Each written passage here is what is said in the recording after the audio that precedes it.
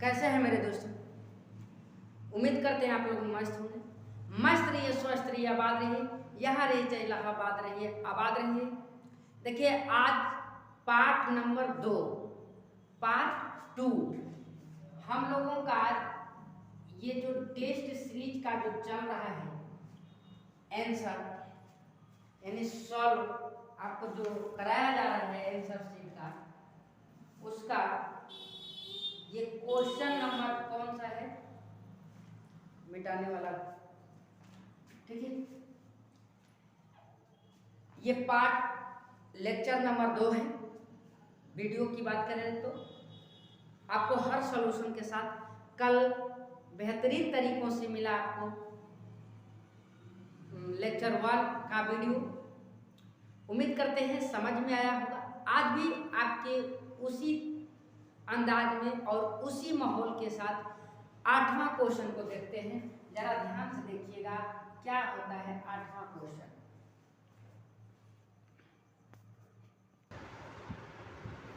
देखिएगा कैसे सॉल्यूशन होगा। कहा संख्याओं 616 और 32। 616 दो संख्या दिया है, 616 और 32। कोई दिक्कत?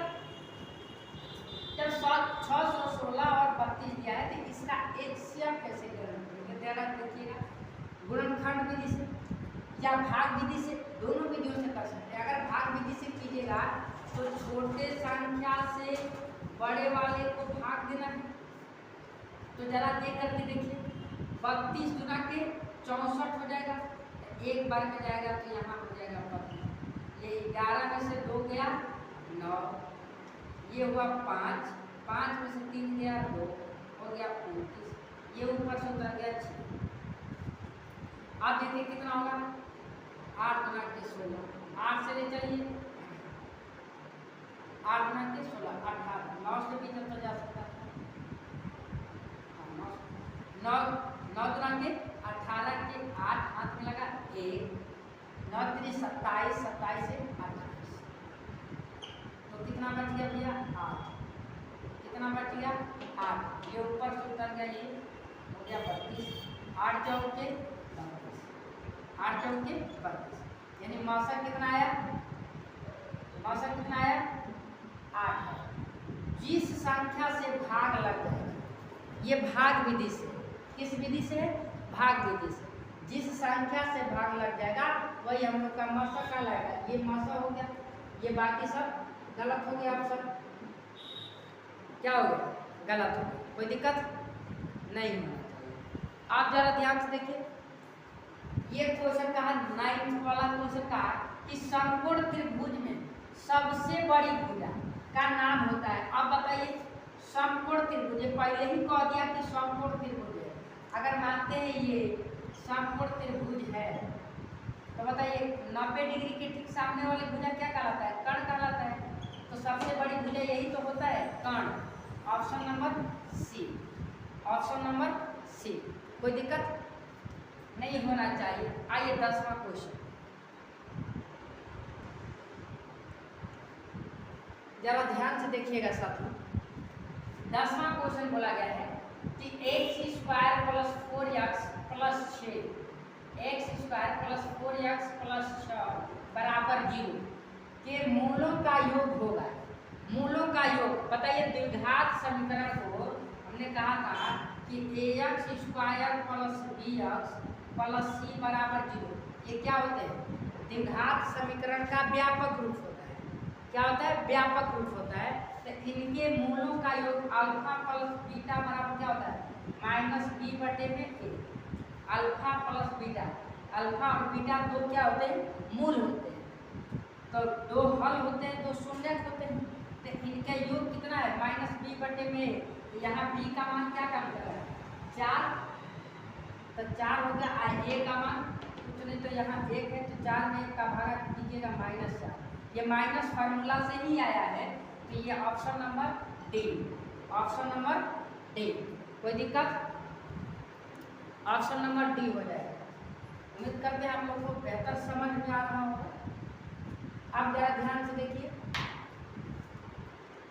sin 120 अगला सवाल है साइन 120 डिग्री का मान कितना होता है। देखिए ये आपके क्लास के लेवल का नहीं है, लेकिन एडवांस में पूछ देता है।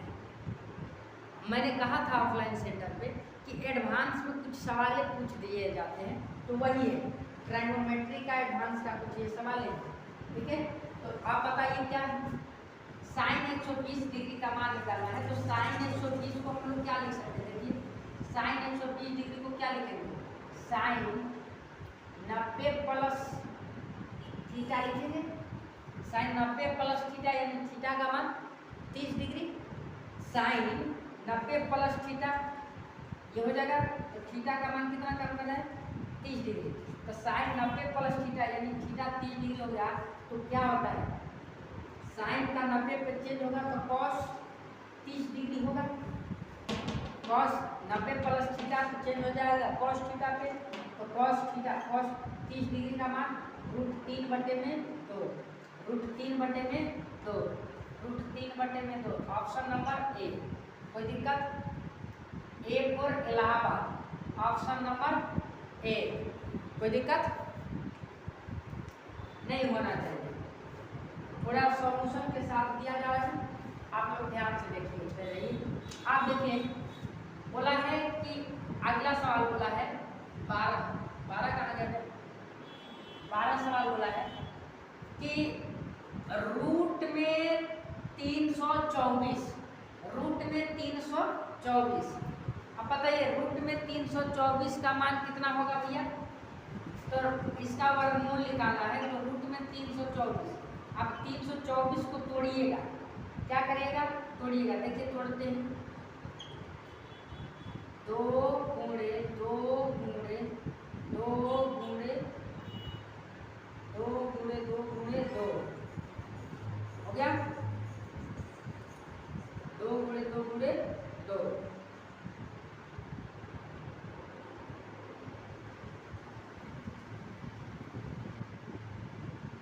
सॉरी 2 गुणे 2 गुणे ये 3 गुणे 3 गुणे 3 गुणे 3। देखिए तो देखिए जरा ध्यान से देखिए, 2 गुणे 2 3 गुणे 3 3 गुणे 3।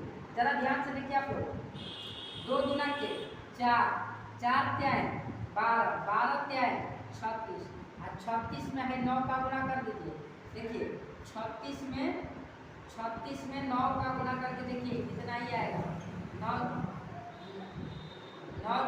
छक्के 54 के 4 8 में लगा 5, 9 3 27, 5 32, यानी कितना हो गया होगा ना।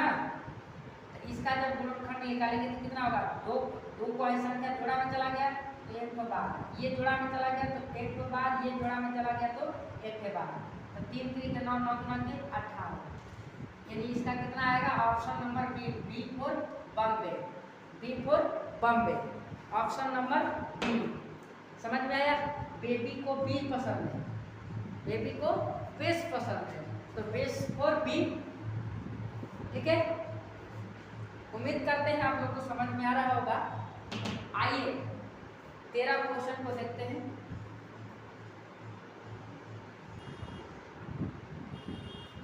अब जरा देखिए क्वेश्चन को, 13 क्वेश्चन है।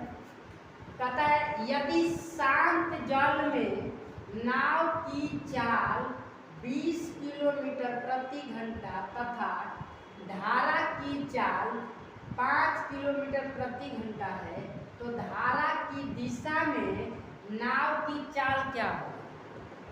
अब बताइए, जरा ध्यान से देखिएगा, आप लोग ध्यान से देखिएगा, इधर देख लीजिए, बताइएगा आप लोग मेरे साथ ही हो। ये शांत जल है, मानते हैं एक ये क्या है, एक नहर है।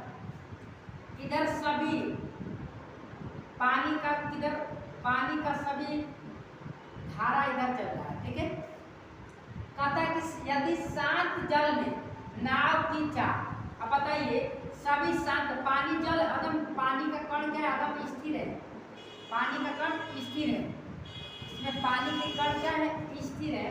कहता है नाव की चाल 20 किलोमीटर प्रति घंटा है, तो इसमें एक मान लीजिए एक नाव जा रहा है। ठीक है, ये नाव है, ये आगे बढ़ रहा है किस स्पीड से भैया, तो 20 किलोमीटर प्रति घंटा से।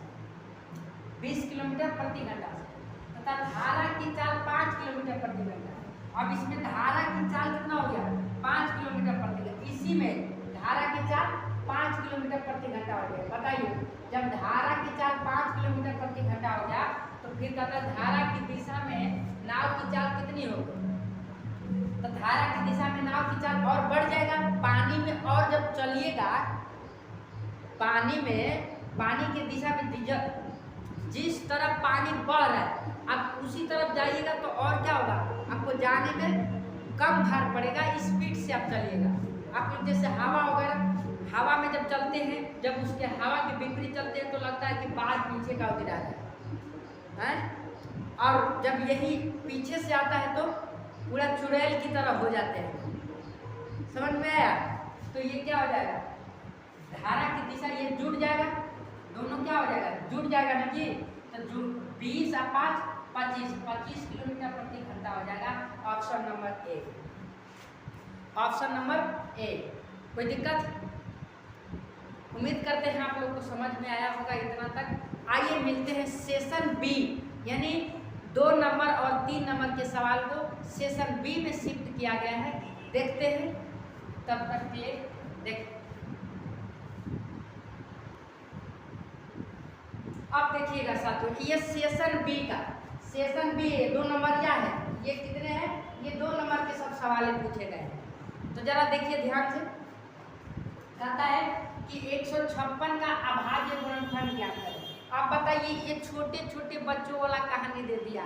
अब कहा कि 156 का अभाज्य गुणनफल, हमने कहा था कि जब भी अभाज्य गुणनफल निकालना हो इस तरह से बॉक्स बनाइए और चाप दीजिए, हो जाएगा ना। तो 156 को यहाँ ले जाइएगा तो 2 वर्ग में ले जाइए, 7 गुना के 14, अब फिर 1 बचेगा, हो गया अपना के 16। फिर यहाँ 2 से ले जाएंगे तो कितना हो जाएगा? 39 गुना के 78। फिर यहाँ 2 से नहीं जाएगा, 3 से जाएगा, फिर 39। बताइए अभाज्य गुणनफल कितना हुआ? 156 का अभाज्य गुणनफल 2 गुणे 2 गुणे 3 गुणे 13। यही ज्ञात करना था, ये अभाज्य गुणनफल। ये क्या हो गया? अभाज्य गुणनफल। अगर आप इतना तक बनाएंगे मेरे साथियों, अगर आप इतना बनाएंगे तो आपको 2 नंबर बोर्ड एग्जाम में मिलेगा। कोई दिक्कत? ये वो सवाल हैं जो एग्जाम में पूछा गया है, तो इनको जरा गौर से देखिएगा, गौर से समझिएगा, ठीक है?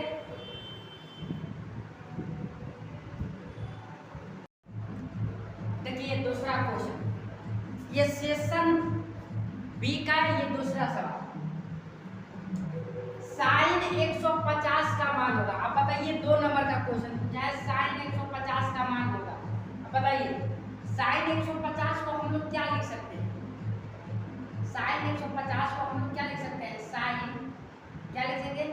90 प्लस थीटा, यानी साइन 50 को इतना लिख सकते हैं, 150 को लिख सकते हैं साइन 90 प्लस 60, 90 प्लस 60 लिखेंगे तो 150 आ जाएगा। तो बताइए साइन 90 प्लस थीटा, ये थीटा का मान मान लीजिए 90 है। साइन 90 प्लस थीटा बराबर क्या होता है? Cos theta. तो कॉस 60 छूट जाएगा, कॉस 60 डिग्री का मान कितना होता है? 1/2, 1/2। कोई दिक्कत? 1/2। अगर आप इतना बनाइएगा तो आपको जाकर के बोर्ड एग्जाम में 2 नंबर को मिलेगा। मैंने क्या कहा? ये इसको देखिए, आप इसको देखिए ना, 150 है यानी 150 है, तो 150 को हम लोग क्या लिखेंगे? 90 प्लस थीटा, 90 प्लस 60 लिख देंगे। थीटा की जगह पे 60 काम कर रहा है, तो 60 काम कर रहा है, तो साइन 90 प्लस थीटा बराबर होता है कॉस थीटा। तो थीटा का मान यहाँ 60 है तो 60 रख दिए, तो कॉस 60 डिग्री का मान कितना होता है? 1/2, 1/2। अगर आप इतना बनाते हैं तो आपके बोर्ड एग्जाम में आपको 2 नंबर मिलेगा। आप ज़्यादा ध्यान से देखिए, ये अगला क्वेश्चन का है कि x² - 3x - 10 बराबर 0 को हल करें। हल करने का मतलब ये होता है कि x, y, z यानी A to Z सभी के चर के मान को क्या करना है? ज्ञात करना है। चर के सभी मानों को ज्ञात करना होगा। तो इसमें x है तो x के मान को ज्ञात करना है। अब बताइए x के मान को कैसे ज्ञात करेंगे? हैं x square minus 3x minus 10 बराबर 0। ये इधर माइनस में इधर प्लस में है, तो बताइएगा जरा आप लोग कि इसको हम लोग क्या लिख सकते हैं, 3x को क्या लिख सकते हैं। देखिए तो x square minus 5x plus 2x minus 10 बराबर 0 हम लोग कितना लिख सकते हैं। देखिए प्रथम संख्या और आखिरी संख्या में गुणा किया जाता है और गुणनफल को ऐसा तोड़ा जाता है, गुणनफल को ऐसा तोड़ा जाता है कि जोड़ने या घटाने पर फिर इसके मान ये वाला आना चाहिए। तो बताइए 5x में 2x जोड़ेंगे तो कितना आएगा, माइनस 3x आएगा, क्योंकि ये माइनस बड़ा है। तो आप बता दीजिए इन दोनों में कॉमन क्या है, x कॉमन निकालेंगे तो x माइनस 5 बचेगा, x माइनस 5 बचेगा। आप बताइए आई प्लस में यहाँ क्या बचेगा 2, तो x माइनस 5 ये हो जाएगा 5 गुना के 10 बराबर 0। x इसमें से कॉमन निकाल लेते यहाँ x बचा, x इसमें से 5x में से x कॉमन निकाल लेते यहाँ 5 प्लस में 2। अब बताइए ये 2x माइनस 10 है, इसमें से 2 कॉमन निकाले तो केवल यहाँ क्या बचा, x बचा, यहाँ 5 गुना के 10 फिर से हो जाता है। अब देखिए जब ये दोनों में जो कॉमन x था तो इन दोनों में कॉमन निकाले हैं। अब इसमें और इसमें कॉमन क्या दिखाई दे रहा है, x माइनस 5 x माइनस 5, तो यहाँ से x माइनस 5 कॉमन लीजिएगा, क्या बचेगा x प्लस 2, यहाँ का x बचेगा और यहाँ का 2 बचेगा बराबर में 0। तो देखा x minus 5 into x plus 5 बराबर क्या बचा, ये 2 इतना बचा। अब इसको हम लोग क्या करेंगे, अलग अलग कर देंगे, तो x माइनस 5 बराबर 0 हो जाएगा और ये हो जाएगा x प्लस 5 बराबर 0, सॉरी x प्लस 2 बराबर 0। इतना कर सकते हैं। अब जरा ध्यान से देखिए तो ये इधर माइनस में है, बराबर के उस पार ले जाएंगे तो क्या हो जाएगा, साथ में प्लस हो जाएगा, यानी x का मान क्या होगा, एक तो 5 निकल के आया, एक तो क्या निकलेगा, इधर प्लस में है, ये प्लस में है, बराबर के उस पार जाएगा तो माइनस में, ये x बराबर ये माइनस 2 हो जाएगा। कोई दिक्कत, यानी आपका x का मान कितने निकल गए, 2 निकल गए। और इतना तक करेंगे तो आपको 2 नंबर मिलेगा आपके बोर्ड एग्जाम में। समझ में आया, कोई दिक्कत नहीं होना चाहिए, उतार लीजिएगा आप लोग। देखिए साथियों ये 5वां सवाल बोला है कि ब्रज गुणनखंड विधि से हल करें। देखिए ब्रज गुणनखंड विधि को ढक्कन विधि भी कहा जाता है। कौन सा विधि, ढक्कन विधि कहा जाता है। आपको हम ये चीज बताए हैं तो ये ढक्कन विधि कहा जाता है। जरा इसको भी लगाने की तरीका ढूंढिएगा। देखिए इसमें आप ये पहले ढूंढिए कि x1 x2 और x3, ठीक है, x1 b1 और c1 और x2 y2 और c2, इसमें ये मान आप ज्ञात कर लीजिए पहले। तो बताइएगा यहाँ पे x1 क्या है, सॉरी a1 का मान यहाँ कुछ नहीं तो 1 है ना, a1 का मान यहाँ क्या हो जाएगा 1, b1 का मान क्या हो जाएगा यहाँ का 1 ही है, b1 का मान 1। और बताइए c1 का मान क्या है, c1 का मान -14 काम कर रहे हैं। अब जरा ध्यान, अब a2 का मान यहाँ क्या है, कुछ नहीं तो 1 है, b2 का मान यहाँ क्या है, b2 का मान कुछ नहीं तो -1 है, और c2 का मान क्या है भैया तो -4। कोई दिक्कत, ये c2 का मान। अब और हम आपको बताए हैं कि क्या करेंगे, जब x का मान निकालना है तो x को ढकेंगे, जब x का मान निकालना है तो x को ढकेंगे, यानी ढक्कन विधि, x को ढकेंगे, x को ढकें तो इसमें और इसमें गुणा होगा, इसमें इसमें इसमें। तो बताइए ये b1 और c2 होता है, ये b1 और c2 फार्मूला यही होता है, b1 और c2 माइनस बताइए b2 और c1, b2 और c1 बराबर, ये माइनस से फार्मूला आता है। अब बताइए y को ढक लेंगे तो क्या बचेगा a1 और c2, a1 और c2 माइनस, इसको ढकेंगे तो क्या आएगा a2 minus c1, a2 minus c1। तो दिक्कत a2 माइनस c1 बराबर, ये कुछ नहीं तो 1, c का मान यहाँ 1 लिया जाए।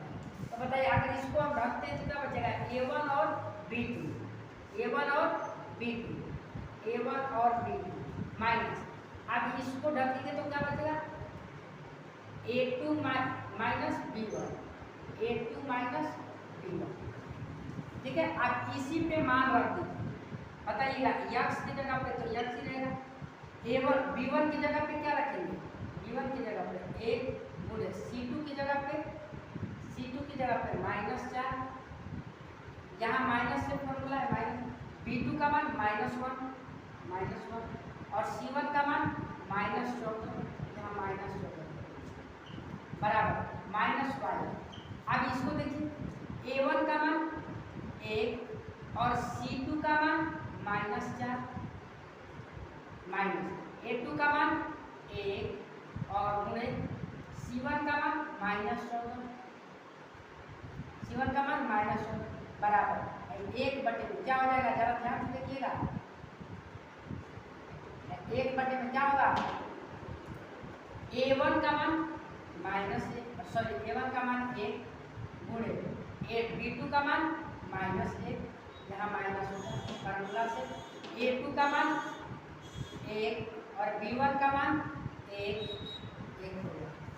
अब यहाँ जरा गौर से देखते रहिए आप लोग, x/, में क्या हो जाएगा, 1 में -4 का होगा -4, यहाँ माइनस हो जाएगा, माइनस प्लस 1, 14 में का गुणा होगा 14 ही होगा, कोई दिक्कत नहीं, बराबर -y, ये माइनस में 1 में -4 का गुणा कीजिएगा -4 आएगा, ये माइनस और ये माइनस प्लस 14 में का गुणा कीजिएगा 14 हो गया, बराबर C/, ये -1 हो जाएगा, ये -1 होगा, कोई दिक्कत नहीं। अब देखिए x/, माइनस जुटेगा ना जी, माइनस जोड़ेंगे, क्या करेंगे जोड़ेंगे, तो ये क्या हो जाएगा 14 में 4 जोड़ेंगे तो -18, क्या होगा -18 बराबर, ये क्या हो जाएगा -y/, आई क्या होगा 10, 14 में से 4 घटेगा तो 10 बचेगा, 14 में से 4 घटेगा तो 10 बचेगा, बराबर ये क्या होगा 1/, में -2 हो जाएगा, माइनस जुड़ जाएंगे, तो एक बार इसको हम इसके साथ लेंगे और एक बार इसके साथ लेंगे। केस नंबर फर्स्ट बना लेते हैं, केस फर्स्ट में x के साथ इसको ले लेते हैं, तो x/, में -18 बराबर 1/, में -2, -9 गुना के 18, 9 गुना के 18, ये x/, में क्या आ जाएगा, ये तीसरा गुणा करेंगे 9 में 1 का, यानी x का मान कितना आया 9। केस नंबर 2, यहाँ समझ में आया कि नहीं, देखिए आप लोग क्या करेंगे, हमको पता है, एक बार फिर से देख लीजिए, ये -18/, में -2, तिरछी गुणा कीजिएगा तो क्या हो जाएगा, -2 में x का गुणा करेंगे, -2 गुणे x होगा, बराबर में क्या होगा -18, 1 में 18 का गुणा होगा -18 हो गया, ये गुणा में इधर जाएगा तो भाग में x बराबर -18/, में -2, माइनस से माइनस कर दिया, 9 गुणा के 18, x का मान कितना आया 9, x का मान 9। अब केस नंबर 2 देखिए, अब इसको और इसको लेंगे, इसको और इसको, यानी -y/, में 10 बराबर कितना 1/, में 2, ये माइनस में, तो माइनस से माइनस खत्म, पता है 5 गुना के 10, यहाँ कुछ नहीं तो 1 बचा, 5 में 1 का गुणा होगा तो y में 1 का गुणा होगा तो y हो गया, 5 में 1 का गुणा होगा तो 5 होगा, बीच में बराबर, यानी x का मान कितना आया 9 और y का मान 5, x का मान 9 और y का मान 5 आएगा, कोई दिक्कत। इस तरह से आपको वृत्त गुणनखंड विधि से ये सवाल सॉल्व हुए। अगर आप इतना बनाइएगा तो आपको आपके बोर्ड एग्जाम में 2 नंबर मिलेगा, कोई दिक्कत नहीं। ये सारे के सारे मॉडल पेपर का कराया जा रहा है, आप गौर से ध्यान से पढ़िए, बैठ करके पढ़िए, कंसंट्रेशन बना करके पढ़िए। मिलेंगे हम लोग सेशन सी के साथ, यहाँ बी का हुआ समाप्त, वो 5 नंबर के सवाल रहेंगे, पार्ट नंबर 3। घबराइएगा नहीं, बने रहिएगा, तब तक के लिए जय हिंद, जय भारत।